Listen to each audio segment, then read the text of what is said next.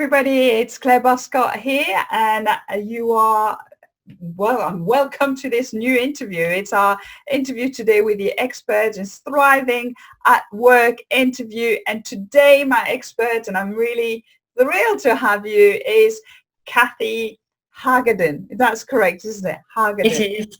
Yes, the with my French Hargaden. accent. So you and I have just returned from Asia, haven't we? We just yes, we're just trying to adapt to the UK temperatures back at the moment. But Cathi, you've been traveling quite a lot, and because you're traveling for work, and I'm so excited to talk about this because I've got a real passion for what you do, and that is Feng Shui, isn't it? Yes, amongst many things, I brought everything under one umbrella, and it is Feng Shui. Right, yes. So Feng Shui, you've been doing that for 30 years? Yeah, probably. About 30 years, yes. Yeah. And you're working with individuals, so in people's houses, but you also work a lot with corporates and, organization as well. You've written a book. Is it called 7 Days to Transform Your Life? I think that's a really good title. Yeah, definitely. I mean, totally it will transform your life if you actually do what it tells you to do. Okay, so we'll talk a little bit more about that towards the end. And also, so you're doing a lot of workshop and a lot of training as well, and, sharing that passion with other people around the world. Yeah. So, Cathi, please tell us, what is Feng Shui? Well, it's pronounced so many different ways. Sometimes I've been to many Chinatowns all over the world, and if you say Feng Shui, most of them wouldn't recognize it. Right. And it sometimes sounds like Hong Hua. Oh, okay. Yes, yeah. So, and I found that most people I spoke to in the Chinatowns didn't really know much about Feng Shui at all, because it was a very elitist form of knowledge, hidden. Only the monks in China knew about this secret knowledge, and it was only the domain of the emperor who used it. And it's used to basically take command over the environment, over a country, over a city. And the words mean wind and water. Okay. So it's based in a spiritual philosophy. Thousands of years ago, 4,000 or 5,000 years ago. And the concept is that wind and water is all about flow.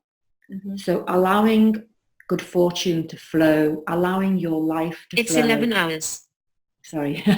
And it's about basically going with the flow and kind of jumping on board with that and allowing things to flow in a way that takes you to where you want to go. Mm-hmm. If you're not aware of that, if you're not aware of an intelligence, a universal principle intelligence, then often people become stuck in that flow.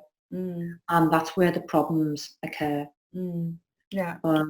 That's my... Your view of Feng Shui. Mm-hmm. Mm.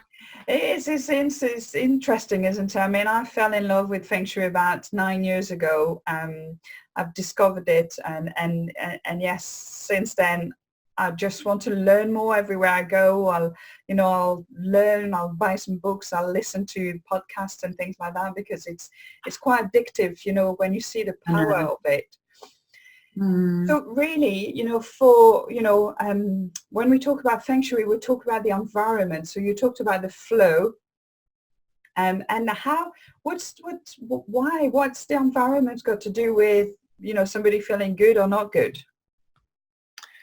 Very good question. Besides the flow, Feng Shui is also about space. Mm-hmm. And as Bruce Lee once said, it's the space in the cup that actually makes a statement and has more power than actually filling up the cup itself. Right. And something we're not accustomed to, from what I've perceived or seen in the world, is we don't know how to deal with our space, both inner space, spiritually, and when there's nothing around us at all. there's nothing to relate to, so there's no distraction. Mm-hmm. There's nothing to take us from in our minds and capture.